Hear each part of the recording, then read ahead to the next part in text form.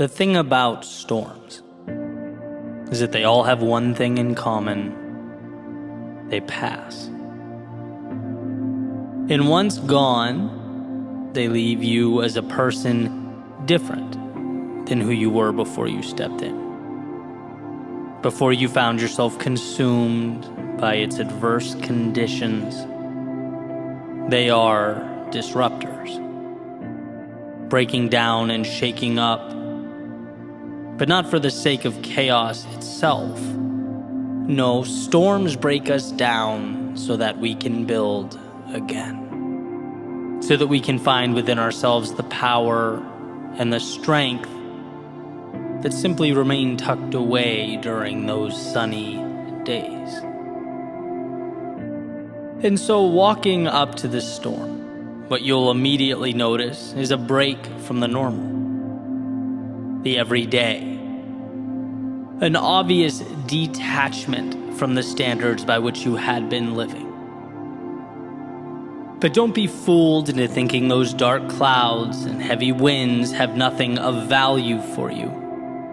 Don't be tricked into thinking the rain will consume all the good in life. Because at the end of the day, it's that very rain that washes away the excess and leaves the meaningful. We don't grow despite the storms. We grow because of the storms. So compose yourself and embrace what's around you.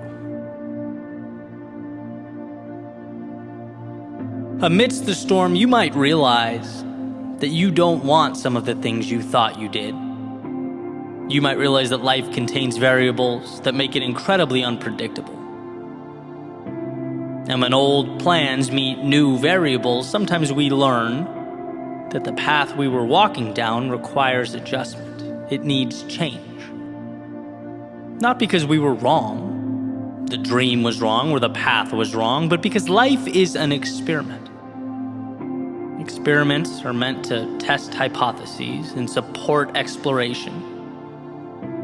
Without the storm, sure, everything seemed fine. Everything was flawless, but in the thick of it, when the variables, the multiplicity of factors present themselves, it often paints a picture for us that we previously weren't able to see. That's okay. Ideal, even. It's life. So when amidst the storm and presented this new information, this new portrait, pivot. Grow with your understanding and newly acquired knowledge. There's no point in remaining tied to the ideas, the people, and the places that once served you, but have since run their course.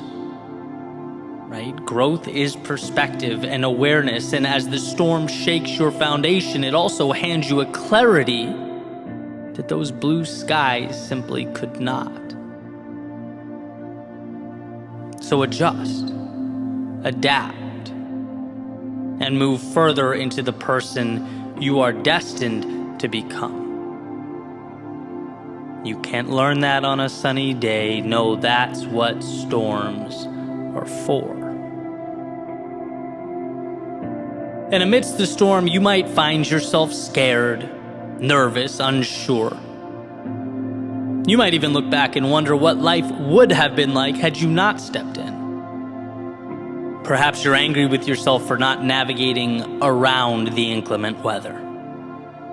Maybe you'll find yourself asking, how did I let myself end up in such a situation when there were visual indicators and weather forecasts? People warned me about moments like this, yet here I am. You might find that the drop in temperature is uncomfortable, the rain difficult, the wind annoying. But here's what they don't tell you. There's something innately powerful about proving to yourself that you can move forward despite those things. That when you're scared and step forward anyway, when you're lost but maintain your poise and trust in the process, when you're down but cling to hope, to that light at the end of the tunnel, You emerge with a different understanding of who you are. You end up stronger because you've allowed yourself to become stronger. And you don't get that on the sunny days. No, that's what storms are for. And amidst the storm, you might feel like the sacrifice required in life is more than you want to endure. Maybe even more than you can endure. After all, it's during our trying times that we're forced to make some of our most difficult decisions. We might be forced to let go of some things that had been staples in our lives. That in order to say hello to some things, we must necessarily say goodbye to others. And this hurts. Especially while it's happening, it hurts. But what you're really doing is learning to identify what matters and mitigate the things that don't support that journey. Sometimes storms teach us that growth is not about acquisition and obtaining more. And they show us instead that we've been carrying too much. That we become accustomed to surrounding ourselves with things that no longer elevate or inspire or push us. And the best way to evolve is to move forward with less. So when you see parts of yourself fade away or dissolve, hold your head up. Because when you get to the other side, you just might see that cutting away those things was more liberating than anything you could find or pick up along the way. And we're not taught this lesson on those sunny days. No, that's what storms are for. And amidst the storm, it's quite possible that you'll feel lonely from time to time. Maybe misunderstood. Perhaps like the whole world has everything figured out. They're moving single file through the correct door while you wander around aimlessly. That's not true. No one has all the answers, and everyone has their storms. The question has always been, as far as I'm concerned, what will you make of yours? Because we're always presented with the decision to let our adversity define us or to find something of value in it. The opportunity hidden in plain view. You're never alone in your pain or your distress. Those things are an inevitability tied to the miracle that is life. But what you are is powerful. Powerful enough to learn in your solitude and bring that understanding back out to the world. Powerful enough to let the lessons guide you to something beautiful. Powerful enough to find the meaning underneath the turbulence. We often confuse our times of greatest transformation with setbacks. We often forget that the darkness cannot withstand a single flicker of light, and we can be that light when we trust ourselves. It's a lesson that can't be taught on sunny days. No, that's what storms are for. And that storm, that very thing you want with all your heart to avoid, it's not antithetical to your happiness or your prosperity. No, ultimately, it's how you create those things. The trials and tribulations help us look at life from different angles. They remind us what we are capable of. Show us we can do so much more than we thought, that we have in many cases been accepting a reality that is not our own, that is just the beginning. And so whether you were on the outside looking in, or at this very moment in the heart of chaos, remember, this is making you who you need to be. And sure, it never feels good in the moment. It's never exciting when it's happening. But there will be a point when you look around and see a world unlike the one you stepped away from. One in which you are stronger, bolder, wiser. One in which you have greater clarity and understanding, a better sense of who should be with you and where you are going. It's not despite, but because of the storm that you'll rise from the ashes and from the quote-unquote misfortune to find yourself and your way.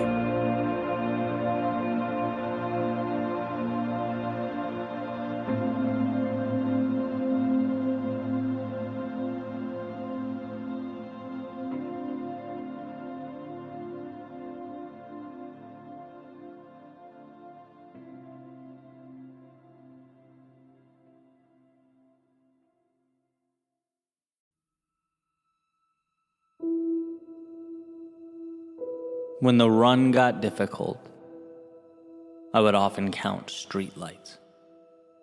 Why? Because at some point, I realized that it wasn't so much the immediate moment that was painful, as it was the idea that I had to continue on, a fear of the unknown. Our minds are brilliant, because they have the power to gaze into the future, to anticipate, to predict, and sometimes that prediction materializes in the form of stress and pain in the present. A pain that, let's face it, is manufactured. See, the present moment may be uncomfortable, but it's manageable. It's always something we can harness and adapt ourselves to. But make-believe scenarios, the imaginary monsters we let in, well, I don't know how well equipped we are to handle those, so I've found solace in simply keeping them out. See, counting streetlights, it brings me to the now. I can always get to the next streetlight. In fact, it's always visibly in front of me. It's tangible. It's real. There is no space for tricks or scary stories. When I count streetlights, my mind's job is to focus on those tall metal fixtures, and the body's job is to listen and move accordingly. And while sure there is pain, it is manageable. When you look it directly in the eyes, not with regard to what it can be, but as it exists now in this moment, we can always rise to be more than we once thought possible. These streetlights simply remind us of that fact. And so beyond this moment, when the running shoes are off, long after the finish line crossed, it's imperative that the idea remains that yes, life will be painful and life can hurt, but it never gives you in one instant more than you can handle. And sometimes it might seem so. Sometimes it might appear overwhelming, but when we remind ourselves that we're simply borrowing pain from a future that has not yet arrived, when we refocus on what is within our control, we empower ourselves. Our greatness expands and our strength intensifies. Because look, there's a time and a place for everything. And in our moments of duress, when the world is weighing down on us, I've found the answer to be thinking less and trusting more. And the next footstep transforms into not the detail, but the story in its entirety. Sure, sometimes life is about planning and calculating and strategizing, but sometimes life also calls us to put our heads down, shut our minds off, and find a way to move towards something greater. It's step, step, light post, step, step, light post. Demoting the discomfort from the star of the movie or the main character to a subtle observer. Sitting quietly in the background as you do what you were going to do anyway, with or without it.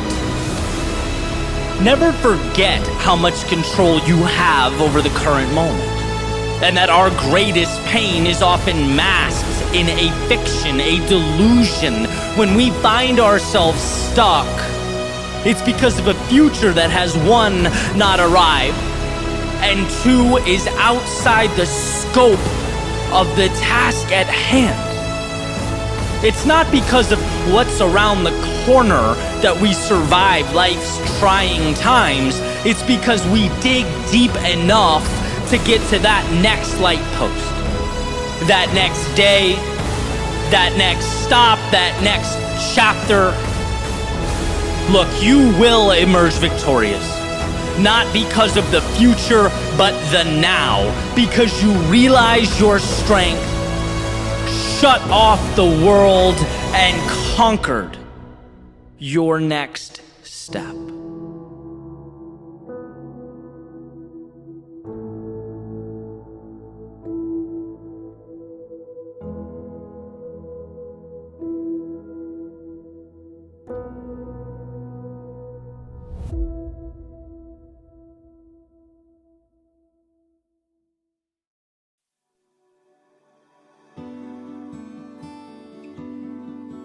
There's a quote from Naval Ravikant. He says, "The closer you are to the truth, the more silent you become inside." Found that interesting. Got an email recently from someone asking for my thoughts about their being overlooked for a promotion at their work. They say that they're dedicated, they work hard, they show up and execute. So what does the act of being overlooked mean?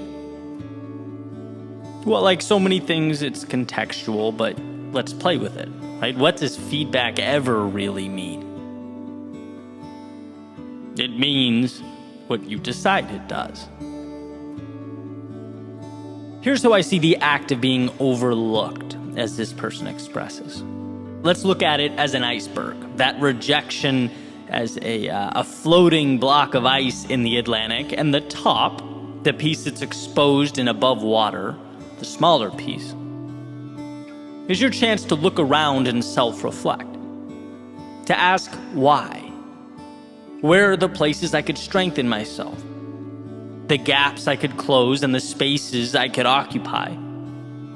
You know, disappointment, it causes us to self-reflect, and that can be a valuable thing. There are often tangible, quantifiable reasons we didn't hit the mark, and I think that top of the iceberg is our recognition that we have things to do, places to go, and what better a time than now to start moving in that direction. Now, the part of the iceberg underneath the water, supporting all that, there has to be a foundation of self-belief, of self-trust. Not only a hardness and understanding that you are not defined by rejection, but also a certainty that things will work out. That you might have to stumble, fall, even aimlessly wander for a set period of time. But when your focus is on a particular North Star and you are serious about it, committed to it, you'll find a way. And being overlooked in any capacity is not defining, because right now is not an end. You decide where the end is. And there just so happens to be a lot of space between that point and where you stand now. The vast majority of an iceberg exists under the surface, and that's valuable here because I believe that the differentiator when it comes to success and failure is how one internalizes the process and their place within it. If you know you're going to succeed, if you are confident in yourself and who you are, then the little wins and losses along the way tend to mean less. Getting overlooked in any capacity is a nice little bit of feedback, but in the grand scheme of things, it doesn't hold the weight we tend to give it when we're less sure of ourselves and the process. So let's get back to the quote. The closer you are to the truth, the more silent you become inside. Well, here Naval is stating in one of his podcast episodes that the wiser someone becomes, the more quiet or stoic they become. Referring to the character that I allude to all the time in this podcast, the loudest person at the table, right? Always talking or seeking attention. Often this character is overcompensating for something. And that's what Naval is, in my opinion, properly stating. But I want to hijack the quote a little bit, because I think this applies to our own mental chatter as well. When we are sure of ourselves and what we're doing, the internal dialogue is reduced. When we believe ourselves to be correct and in line with our values and our vision, the mind tends to be calmer. And I can use this YouTube channel and podcast as an easy example. Right? I have self-belief when it comes to my ability to do this. I've invested years and years and believe that over time it's become a strength of mine. So when that inevitable negative feedback or comment comes in, which happens, right? It's the internet. I take it for what it is. It's the tip of the iceberg.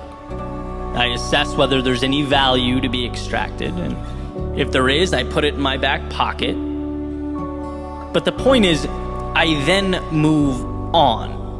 Because underneath the surface, under that tip of the iceberg, there is such a substantial amount of self-belief and determination in the process that negativity, it means very little. It doesn't define me.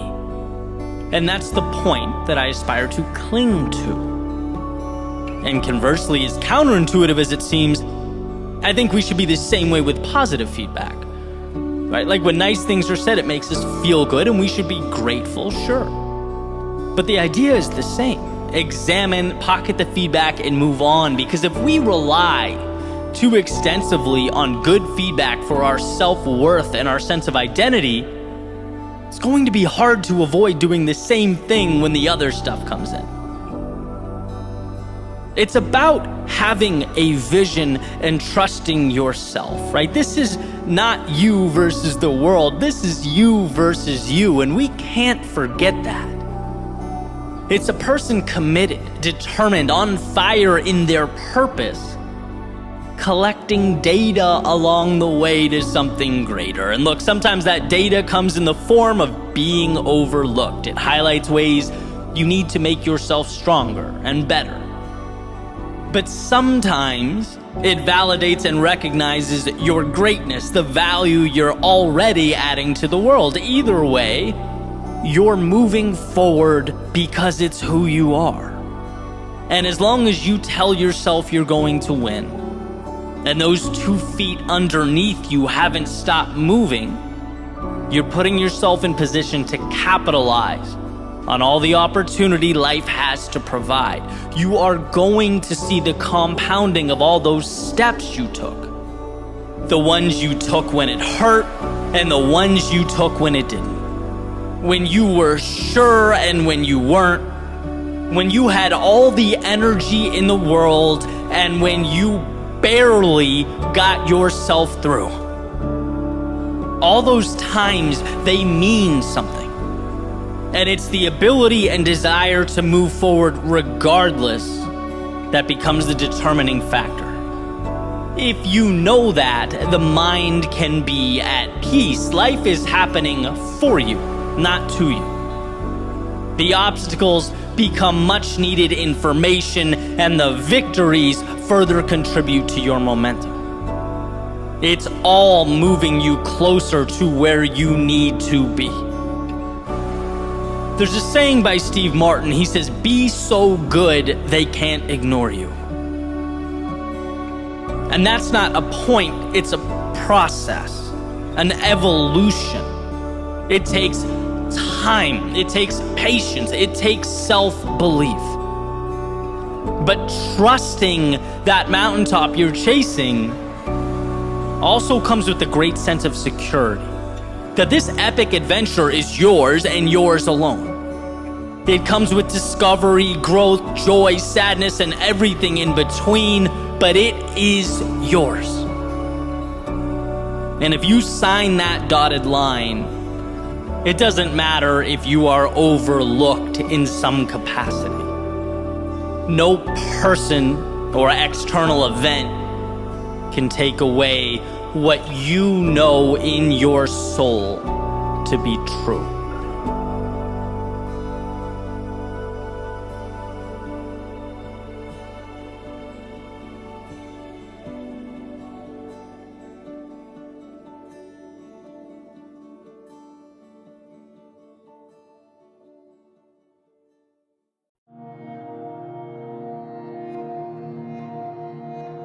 80% of life is simply showing up. Because no matter what you do, and this is such an interesting truth, it's like no matter how much you love what you do, there are days where you just aren't in it.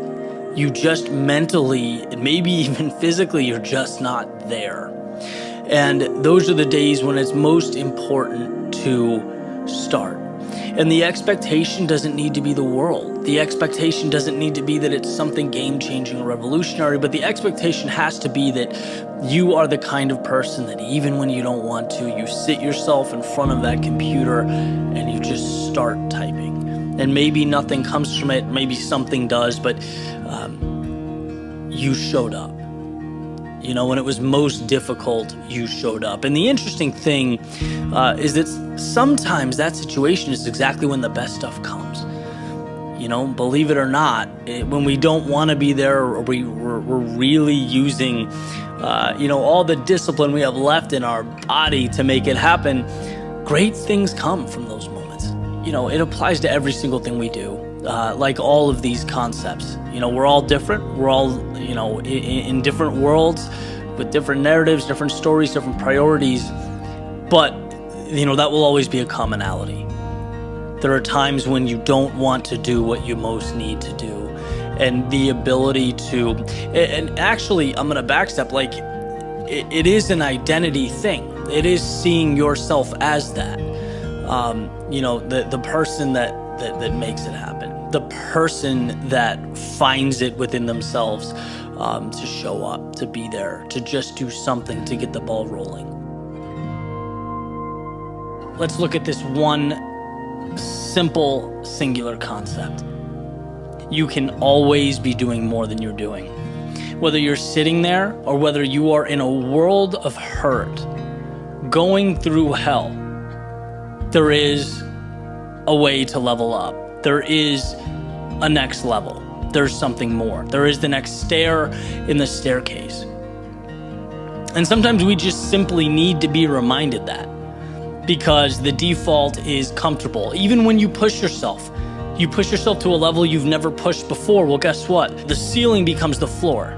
Your new normal, you adapt very quickly. And sometimes you need that whispering in your ear, hey, you're comfortable. You can do a little bit more. You can always do a little bit more. There's no rule that says you can't be 1 second faster. There's no rule that says you can't push a little bit harder.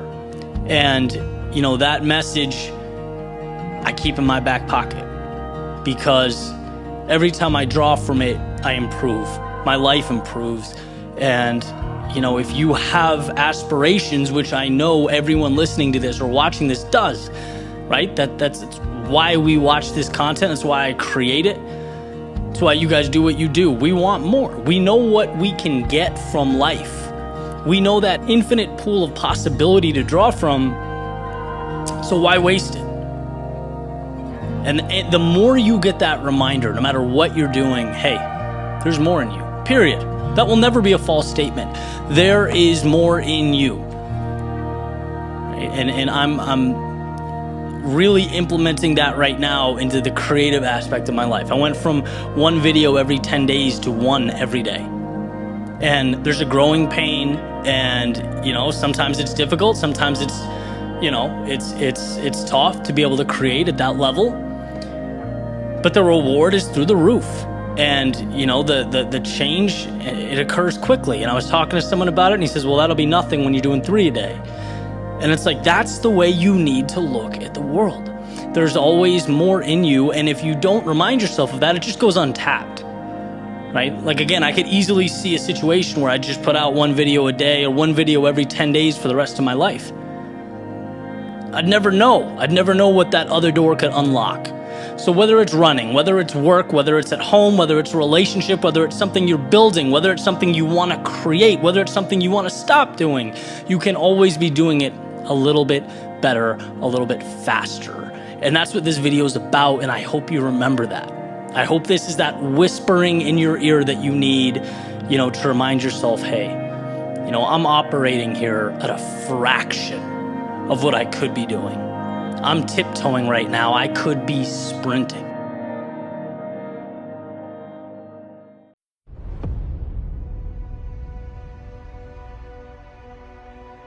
Every step you take is an investment. Every decision to do the difficult thing is a gift to your future self. Think about this for a second. One of the many things that makes being human so incredible is our ability to engage in delayed gratification, to do things now that will elevate us at a future time.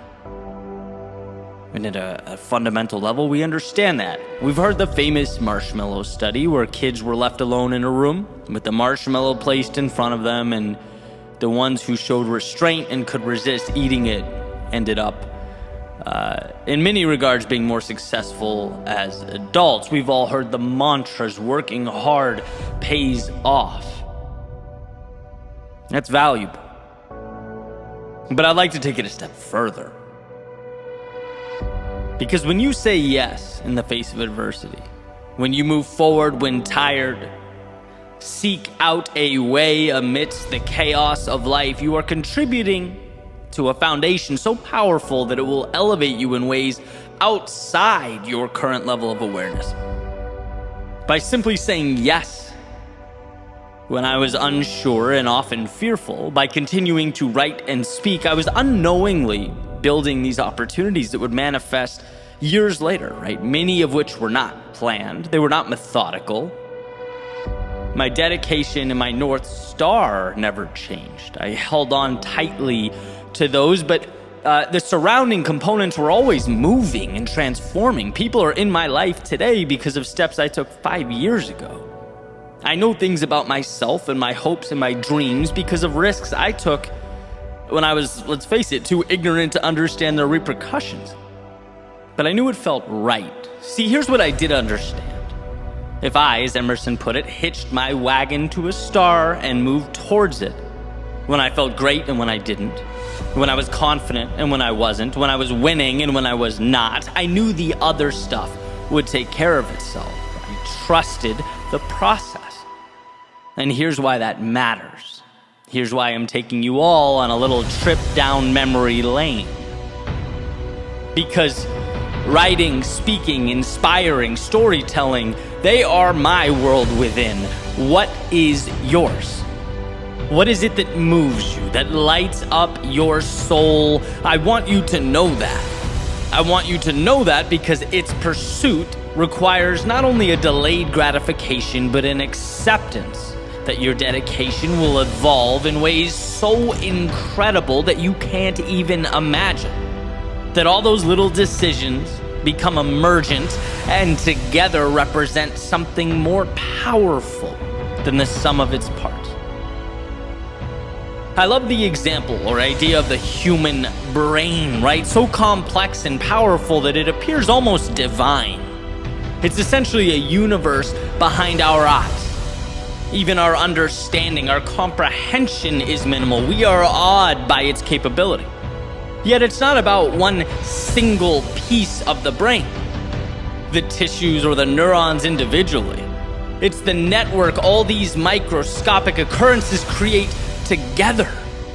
Something bigger than everything combined, creating a consciousness we can't even find or point to when looking at the evidence. But we know it exists, and we know it's somehow derived from this ball of nervous tissue. This is not unlike one's pursuit of excellence. The level of achievement or consciousness we are searching for, it can't be singularly identified. It's emergent. It materializes after the discipline, after the consistent work, after the self-belief, after the will to do what is required, whether we wanted to in the moment or we didn't. Then we get our quote-unquote consciousness. You can't and won't always see the value in your dedication, in your sacrifice. And let me level with you, I get how crazy it feels to think, yeah, but someday it will mean something. Someday that work will put people in my life that will change my world, elevate my existence. It will create opportunities that expedite my evolution, lessons and occurrences that will amplify my wisdom and worldview.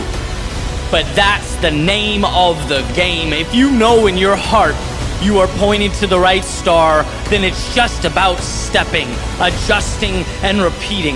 Move, adjust, move, adjust, move, adjust. There will be a time when you look over your shoulder and are stunned by what you've created, by the distance you've traveled. Look, you can't see the future. You can't know what everything will mean and what will occur. But you can continue forward into the darkness so that when the long-awaited light inevitably presents itself, you are in position to receive it, to stand on the foundation you have been building all along.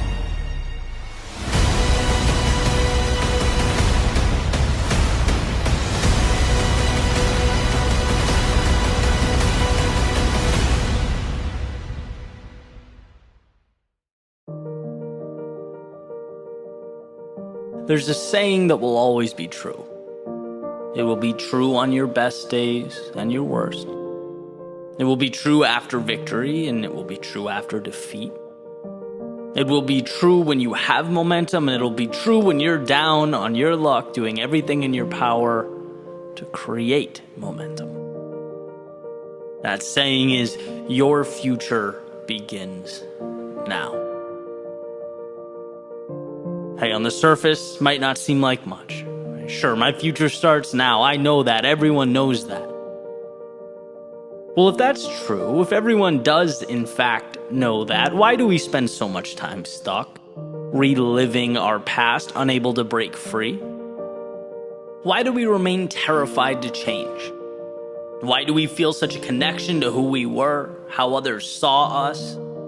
Why must we remain loyal to the character we've been playing in our mental autobiographies? See, here's the thing about the past and the future. One is fixed, can't be changed, and the other, well, it's waiting for you to tell it what it is. One is expired time, one is plans to be determined. And it's interesting how we continue to conflate the two. Epictetus has said that the more things we value outside of our control, the less control we have. Well, I'm going to be the messenger here, relaying the precious truth that yesterday is in fact out of our control. What can be controlled is where we go from here, the next step. Meaning today is not your failures, it's where you take those lessons. It's not your mistakes, but it's what the stronger you can now endure because of them. It's not the dreams you let slip away, but where your pursuit might take you now. And yeah, yesterday certainly contributes to your outlook. as all information does. Its value considered, its impact assessed. It guides you, but it's not you. And that difference is astronomical. There's a question about the role the past plays in our lives. It has to mean something, right? Your past is, in many ways, your story. It's why you think the way you do. It's contributed to your understanding of the world. It will always be a part of you, and I believe that. But I also believe the past is a story. And just like reading one chapter in a book simply sets the stage for the next one without controlling its direction, so does every day that has led you up to now. Life gives us the tools to experience, to grow, learn, and then shed that which does not coincide with what's important. Your failures are not you, but they are precious in that they push you towards what you'd like to be. See, you can experience something and not be that thing. As Kierkegaard says, if you label me, you negate me. If you proclaim me to be X, you're essentially stealing from me the infinite possibility that is the future. Yesterday has nothing to do with what I can become. And so taking it a step further, never mind being labeled by someone else. How could you label yourself and see it as anything but self-sabotage? See, you're never defined by your past, but always learning from it. It's not who you are. It's the cheat codes for what you can be. Without that winding road of misfortune and mistakes, the incredible expansion we long for doesn't materialize. Imagine if everyone who ever felt down in life, felt like a loser, who temporarily lost hope. Imagine if they looked in the mirror and said, okay, this is who I am now. There would be no triumph in the world. Because anything meaningful requires the resiliency to map our way from the hell that was our darkest moments to what will become our proudest moments. Destiny. Destiny means that you separate the finite from the infinite. What you used to call yourself has prepared you to move towards the horizon. But what you used to call yourself is also as irrelevant now as those seconds that you watched tick away. Seconds that maybe you're not proud of. Seconds that perhaps taught you about the world. Seconds that gave you a glimpse of what's possible, unveiled the happiest of times, all of it. In its own unique way, it brought value, but none of it is your future. Why? Because back to that beautiful, all-powerful sentence, your future begins now. Your destiny is awaiting its marching orders, and all you have to decide as you stand today is where that ship will sail.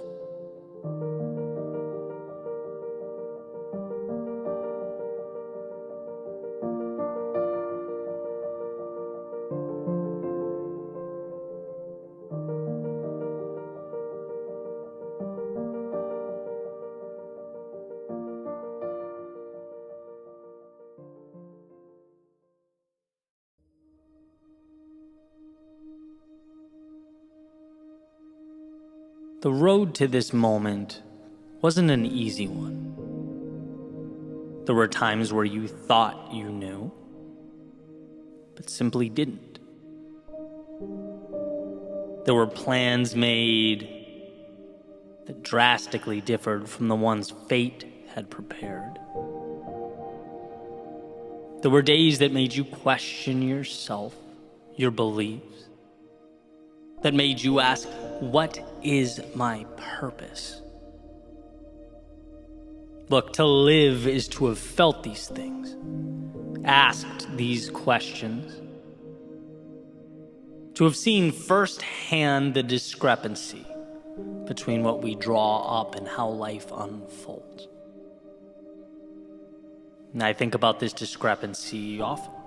The swings and misses, they hurt. You know, that quick shiver you feel down your spine when thinking about the wrong turns made. The tugging at your heartstrings when reflecting back on things said, or perhaps worse, left unsaid. It's easy to get lost in that feedback loop, letting the past dictate the present, letting yesterday define today. But here's what I've come to see as the truth. To experience the things that make life beautiful, we have to be vulnerable in a way we otherwise wouldn't. Open ourselves up to an unknown that, we could have skipped altogether if we really wanted to. All that pain, all that hurt the past provided could very easily be the reason you shut down, the reason you play small. That hell you walked through could be your justification for never stepping out into the chaos of life again. That would, at first glance, appear to make sense. Seem ideal, even. But that pain could also be the reason you look around you and say, after all that, after experiencing everything life threw at me, I'm still here. And as I stand here now, I'm looking out at an array of possibility that is infinite.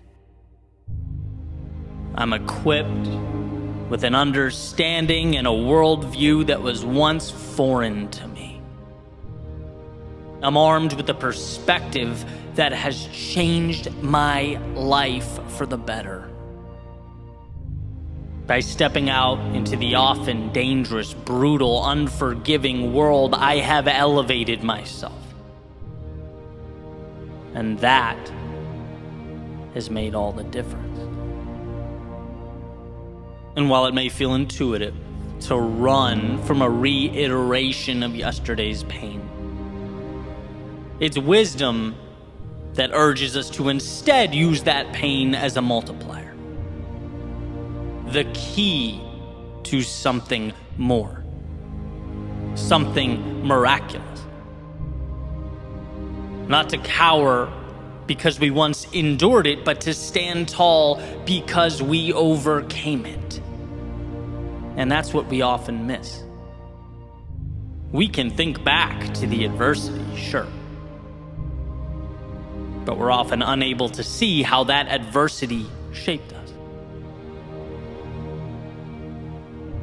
Our own strength, it's never going to scream out at us. It's never going to let us know it's there. We have to take the time to acknowledge its presence. We have to peer over our shoulders to see how far we've traveled.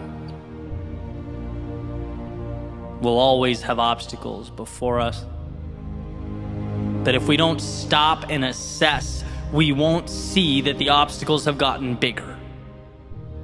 Not because life's gotten harder, but because our own evolution has permitted us to step into bigger arenas. It has equipped us to take on larger adversaries. A simple willingness to be vulnerable has become the flame that lit up your soul. So the question is, will you step out? Will you see that vulnerability not as a crack in the foundation or a chink in the armor, but as strength? To love, it requires accepting a susceptibility to being hurt. To play the game requires an acceptance that you just might come up short. To bet on yourself means understanding that you might fall right on your face. To want more than you have now means acknowledging that you might be humbled along the way. This is what it means to live. giving a piece of yourself in order to acquire that which means the most. The torturous, often counterintuitive willingness to step out into the darkness of night when your heart races and your mind moves 1,000,000 miles a minute. That's vulnerable. That is power. And it's an investment in a tomorrow that otherwise would not have been available to you. You are not your past. You are the wisdom derived from its lessons, the courage removed from its trials, and the hurt that was perhaps at one point the only thing you felt. It's not your reason to shrink into yourself. It's your reason to step back out, to say to the universe, I have the strength to again dance with the unknown, to risk the short-term discomforts that life often hands out like candy in exchange for the chance years from now to look at your reflection and say, I got back up. I did the hard thing. I followed my heart. I wandered into that darkness to obtain the wondrous reality that is, for a time, concealed. I did that. So love again. Grow again. Try again. Build again. Believe again. See again. Feel again. Step out into the world again. This is who you are. Underneath the fear and insecurity, underneath all those reasons to not go, there lives the beginning of the miracle that is life. And it won't be easy. The timing will never feel perfect, but the question will always exist. It will always exist within an arm's reach of where you stand. Can you be that vulnerable? Can you be that courageous? And not just when things are going well, but amidst the turmoil, the chaos, the self-doubt, when your memory only wants to play highlight reels of where things went wrong, where you swung and missed.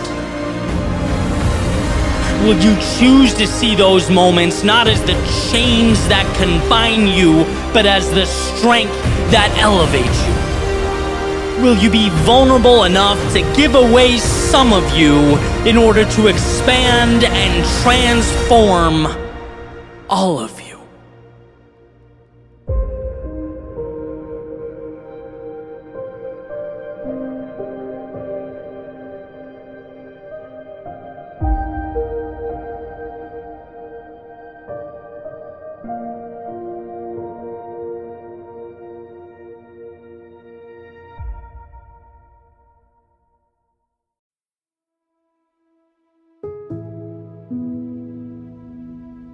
Recently, I was thinking about something a friend of mine named Tom told me a few years back. He owns a company in Oklahoma City and was telling me about how someone he'd hired essentially stole from him. And the first question that came to my mind as he was telling the story was, okay, what are you going to do about it? And I asked him the question, and he was kind of quiet for a second, and then asked in his southern accent, Eddie, if a snake bites you, are you going to chase it into the woods to get your revenge, or are you going to get the medical attention required to save yourself?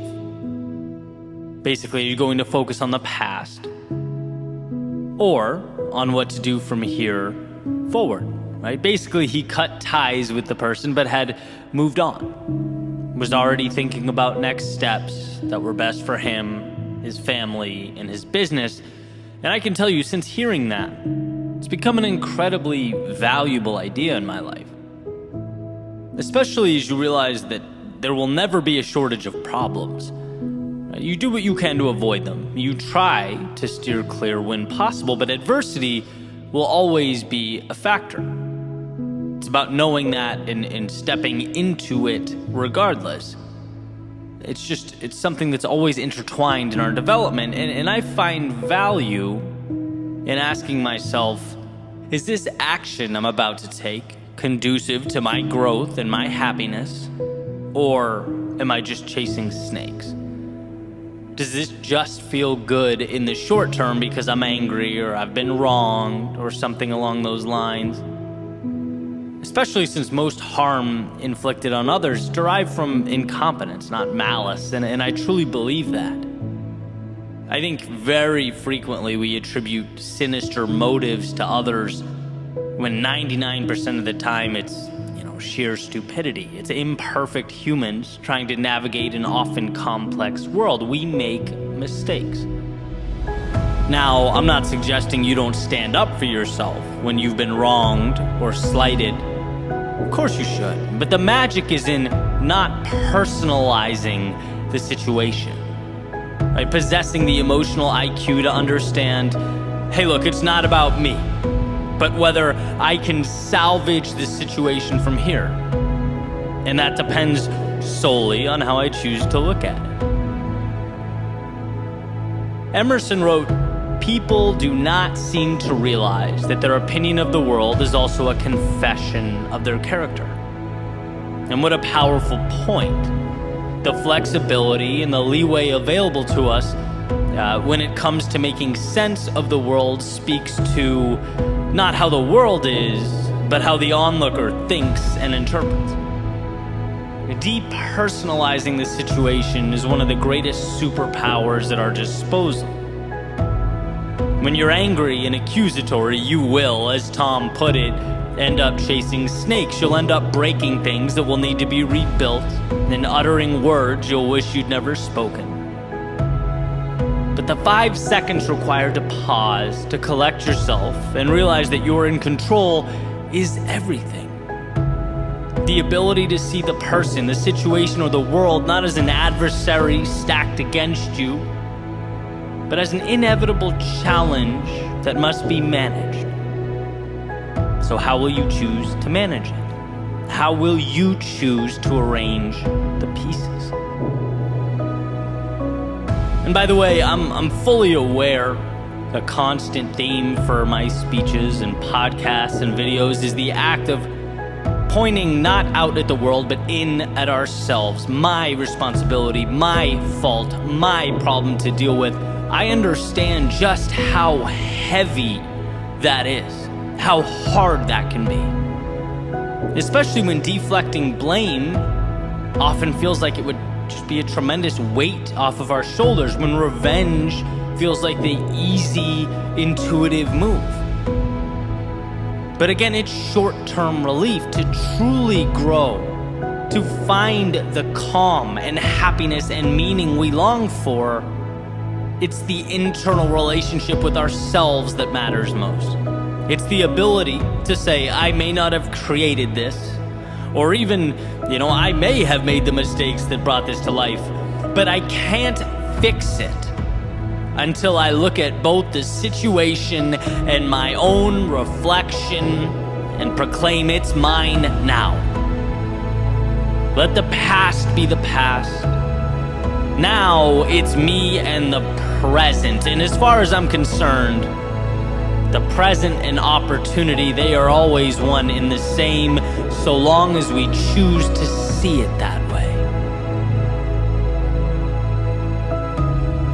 It's not what you look at, it's what you see over and over and over again. Is it happening to you or for you? Is it a problem or an opportunity, a setback or a chance to reset? I want to bring to light a story, one that I've told before, but it's so perfectly representative of the conversation. Jim Rohn talking about two brothers in an abusive household, alcoholic father, terrible childhoods. They grow up, and both of the sons have families of their own. One is the exact same as his father. He's abusive and he's angry. And the other one is a great father. He's kind, he's loving, he's supportive. And when asked why, the abusive brother replies, "Look at my childhood, right? How could you blame me for this?" The other brother, when asked, responds, "Look at my childhood, right? How could I let myself treat my family the same way?" And in a way, one spent his life chasing snakes, bitter, resentful. The other one asked, "Well, that was terrible, but what can I do to right the wrong?" One personalized it, the other used it as a lever or stepping stone. And this is, of course, a simplification, but I believe every struggle we face in our lives at its core contains some element of this choice. From the little things to the big things, where do I go from here? It's mine now, and I can choose whether to make it better or worse.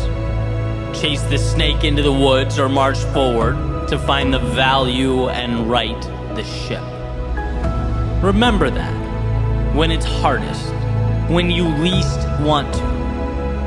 Remember that the present contains every single thing you need to begin a journey to recovery, to growth, to contentment and meaning.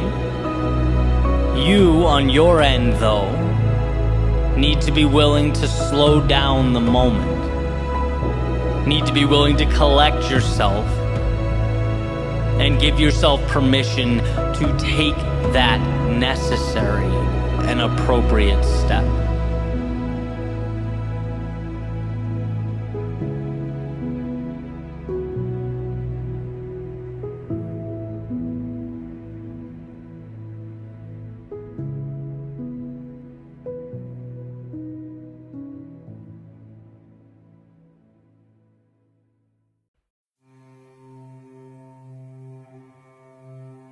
How do you visualize the road you're on? With its twists and turns, smooth terrain, rough terrain, straightaways, hills, what does it all mean? Do you find it odd that it gets more challenging as you get closer to your destination? Right? The further along you get, the more tension life puts between you and the finish line. Almost like the universe is adamant about weeding out those who think they can skate by. What is the difference between saying you want it and really wanting it? Perhaps it's a willingness to fight through a storm just for the opportunity to find calm and serenity in its center.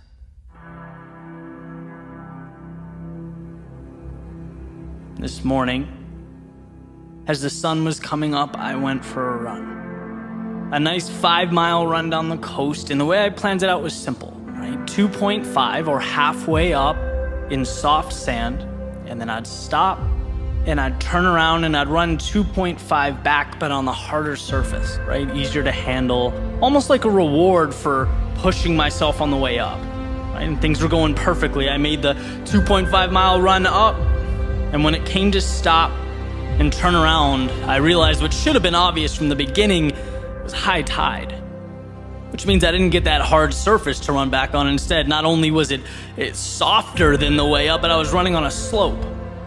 And that just threw my mind for a loop, right? I'm embarrassed to admit I was actually angry about it. You know, I pushed myself hard going up and wanted that breather. Almost felt like life pushed the finish line back 2.5 miles. And trust me, as I'm writing this, it seems ridiculous to talk about, but in the moment, just irrationally annoyed. That was the carrot that had been chasing the whole time. So I begrudgingly, moved forward, kind of trying to figure out what to do, and ultimately just continued forward. And the emotion subsided, and as usually happens, you pull yourself out of the weeds a little bit. The big picture tells a different story. Different story means different perspective. And that's what I came across, right? This idea or this question, well, why do we expect life to be flat ground? Why was that my assumption to begin with? The easy to navigate path. Why is that the standard? And the more I thought about it, right, the more I wondered if that's the very reason why we underperform.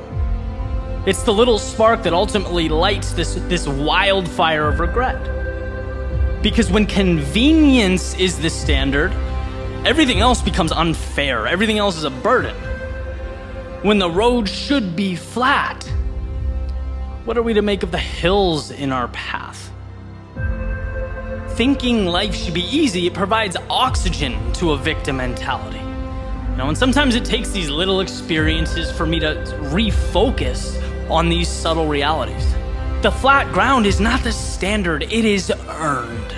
It's a gift. It should be cherished and appreciated because guess what? Life wasn't easy, it isn't easy, and it never will be. But I believe the differentiator is knowing that, right? So I kept running on the slope, feet sinking into the sand. I got my teeth kicked in just a little bit longer and life didn't end. In fact, I think the mental aspect was tougher than the physical. We're only talking 5 miles here, but when the standard changes, so does the performance. It's about just moving forward. And like poetry, with about 3/4 of a mile left, right, the beach widened. It leveled out, the ground became harder, each step became easier, and yeah, I was running. But in my head, it felt like I was lying on a bed of feathers. Because when you prepare to face life's demons, when you're ready for battle, when you anticipate you'll have to give everything, any adversary that falls short of that feels like wind behind your back. We can endure anything. The question is whether or not we put ourselves in position to. Mistakes, they don't define us. Heartbreak, it doesn't kill us. And criticism, it doesn't shape us. But I'll tell you what, the fear that they do stops a lot of people from becoming who they're capable of becoming. Panicking at the slightest sign of discomfort, moving away from anything but the convenient, when in reality, inconveniences are the path. As Ryan Holiday famously put it, the obstacle is the way. See, satisfaction, it doesn't even exist without a will to overcome. What meaning does a finish line have without miles of self-doubt and questions and fear and dragons being slayed while you prove to yourself over and over again that you know what? I am more. And I can be more. And the crazy thing is that there's not even a stopping point here. This rocket will propel as high into the ether as you choose to take it. And look, it's not about running on slight inclines or sinking a few inches into the sand. It's not about being rejected, losing, or castigated by 7 billion self-interested souls. No, it's about not being scared to take the bridge that connects current to future. Complacency to recreation, the known to the seemingly impossible. You're made of so much more than you give yourself credit for. You are so much stronger than you think you are. So for yourself and for the world, capture that. Own it. And redefine what it means not to simply exist, but to your core, with every ounce of your being, your soul, every fiber in your body, to truly live.